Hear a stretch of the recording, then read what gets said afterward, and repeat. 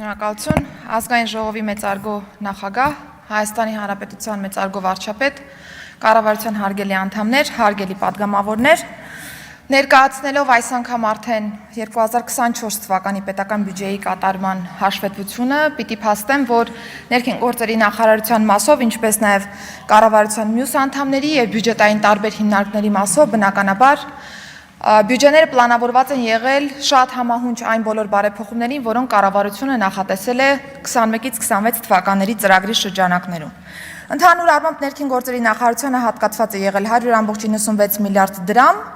2024 թվականի կտրվածքով եւ ընդհանուր կատարողականը կազմել է 97.2%, իսկ պայմանագրային հետաձգված ծրագրերի մատակարարման արդյունքում ընդհանուր առմամբ կարող են գնահատել կատարողականը 98.5%։ Բայց հարգելի գործընկերներ, որքան էլ որ սա կոչվում է բյուջեի կատարողական, ես ուզում եմ փաստել, որ սա ոչ թե թվերի մասին է, այլ ինչպես նշեցի, բարեփոխումների մասին է, ինստիտուցիոնալ նոր մեխանիզմների ներդրման մասին է, նորարարությունների մասին է եւ նաեւ Հայաստանի Հանրապետությունում բնակվող անձանց կյանքի որակի փոփոխման մասին է։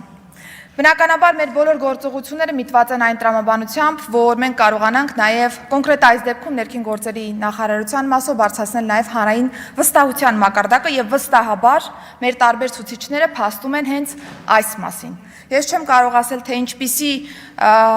այսպես ասեմ, վստահության ցուցիչների են հղում կատարում մեր գործընկերները նաև այս դահլիճում, բայց վերջին տվյալներով Հայաստանի Հանրապետությունում պետական կառավարման համակարգի մարմինների շարքում վստահության մակարդակով առաջին տեղը զբաղեցնում է Հայաստանի Հանրապետության ոստիկանությունը։ Անդրադառնալով բյուջետային ծրագրից բխող մեր բոլոր բարեփոխումներին, հարգելի գործընկերներ, նախ եւ առաջ կցանկանայի կենտրոնանալ հանրային անվտանգության ոլորտի վրա, որը վերաբերում է այս դեպքում ոստիկանությանը եւ նաեւ փրկարար ծառայությանը։ Ոստիկանության մասով ես ասեմ, որ ձևավորված է այլևս նախարարությունը, որը քաղաքականության մշակման համար պատասխանատու մարմինն է ոստիկանության ոլորտի եւ ոստիկանության հենասյունային բոլոր ուղղությունների մասով ըստ էության քայլերը ակտիվ փուլում են գտնվում։ Բարեկային ծառայությունը վստահաբար տեղյակ եք, որ արդեն ամբողջ ծավալով գործում է Հայաստանի Հանրապետությունում, ունենք նաև ջրային բարեկային ծառայության գործարկում, նոյեմբերի 1-ից գործարկվել է նաև համայնքային ոստիկանությունը եւ քրեական ոստիկանությունը, եւ այս պահեդրությամբ ակտիվ քայլեր են ձեռնարկվում նաև հենասյունային 4-րդ ուղղության ձևավորման ուղղությամբ, որը ոստիկանության գվարդիան է։ Ասեմ, որ օրենքն արդեն իսկ ընդունված է եւ նոյեմբերի 1-ից պիտի ամբողջովին նոր ծառայությունը գործարկվի, բայց քանի որ խոսեցինք ոստիկանության զորքերի մասին եւ նաեւ որոշակի գնահատականներ տրվեցին ոստիկանության տարբեր ստորաբաժանումների աշխատանքի մասին,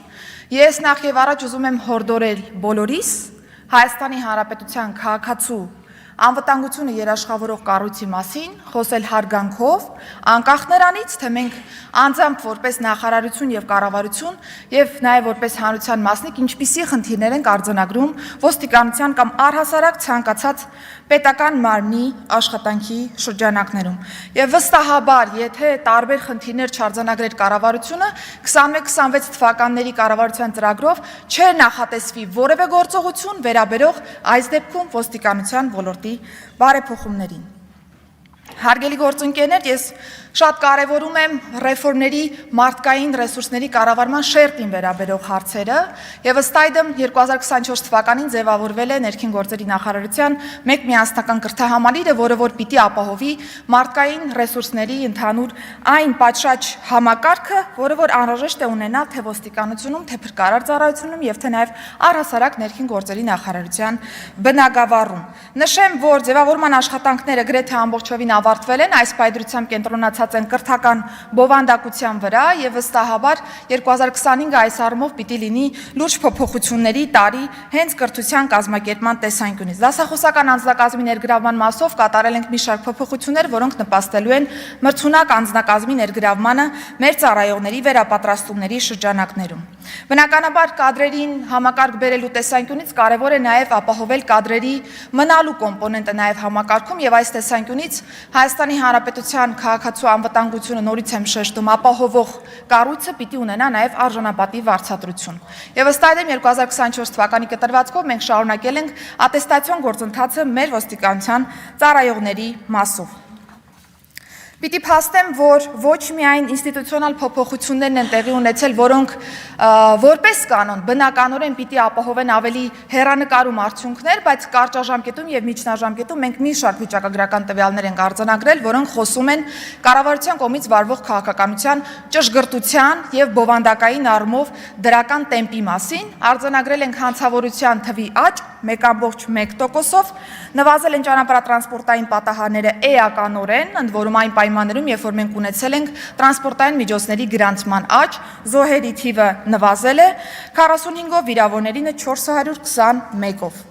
Բնականաբար մեծ կենտրոնացում ենք ունեցել նաև թմրամիջոցների ԱՊՆ-ի շրջանառության դեմ պայքարի ուղղությամբ եւ օրերս նաև կառավարությունը հաստատել այն նոր ռազմավարական փաստաթուղթը, որը առաջիկա տարիներին կլինի մեզ համար ուղենիշային որպես այդպիսին այս ոլորտում։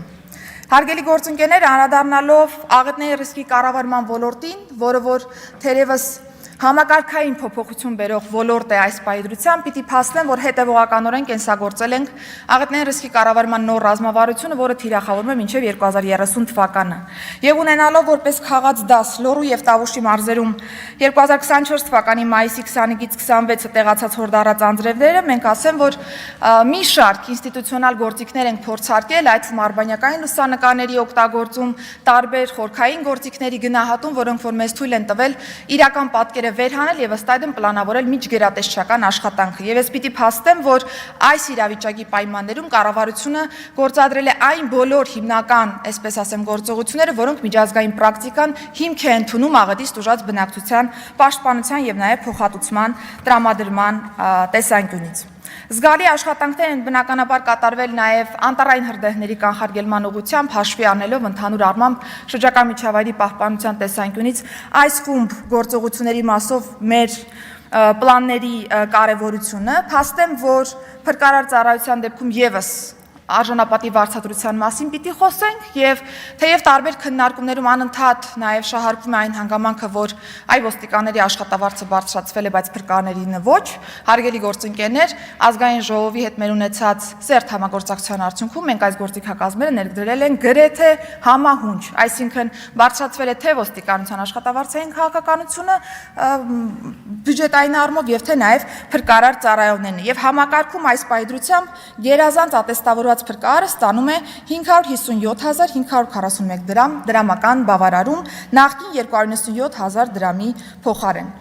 Անդրադառնալով հանրային ծառայությունների մատուցման ոլորտին, ես պիտի փաստեմ, որ առօրյա ծառայությունները բնականաբար մատուցվել են մեր քաղաքացիներին, անցած տարվա կտրվածքով ձեռք ենք բերել 3 ՆԳՆ սպասարկման շրջիկ գրասենյակներ, որոնք շատ ինտենսիվ աշխատում են այս պայծրությամբ թե Երևանում եւ թե նաեւ մեր մարզերում, ունենում ենք բավական մեծ թվով դիմելիություն տարբեր մարզերի կտրվածքներով, բայց պիտի փաստեմ, որ այս պայծրությամբ մոնիտորինգի ենք ենթարկում այն գործարքների թիվը, որոնք որ մենք ունենք, որպեսզի հասկանանք նաեւ մասնավոր գործընկերոջ ներգրավման պայմաններում մեր գրասենյակների տեղակայվածությունը։ Եվ քանի որ անդրադարձա բիոմետրիկ նոր համակարգին, ես պիտի փաստեմ, որ արդեն իսկ պայմանագիրը կնքված է, մասնավոր գործընկերոջ հետ ինտենսիվ աշխատանքներ ենք տանում այս ուղղությամբ, այս պահին տեղակայումներն ենք վերջնականացնում Երևանում եւ մարզային կտրվածքով։ Նշեմ, որ այս պայծրությամբ նաեւ նախապատրաստական աշխատանքներ ենք տանում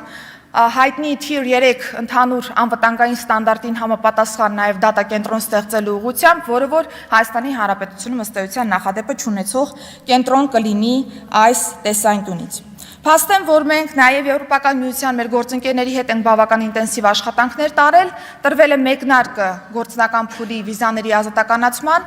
եւ պիտի փաստեմ, որ արդեն հունիսի 24-ին ունենալու ենք Եվրոպական փորձագիտական թիմի այց Հայաստանի Հանրապետություն, որը կներկայացնի գործողությունների այն պլանը, որը մեզ համար ուղենիշային կլինի վիզաների ազատականացման process-ի շրջանակներում։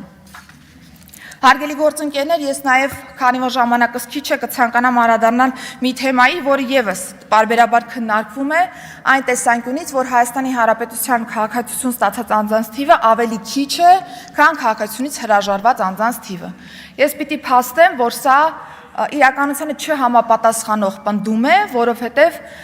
էականորեն աճել է Հայաստանի Հանրապետության քաղաքացիություն ստացած անձանց թիվը, իսկ քաղաքացիությունից հրաժարված անձանց թիվը մշտապես պտտվել է 3000-ից 4000 անձանց շրջանակներում։ Այս պահի դրությամբ պիտի փաստեմ, որ 24 թվականին մենք ունեցել ենք 21437 դիմում միայն ՀՀ քաղաքացիության շնորհման առումով։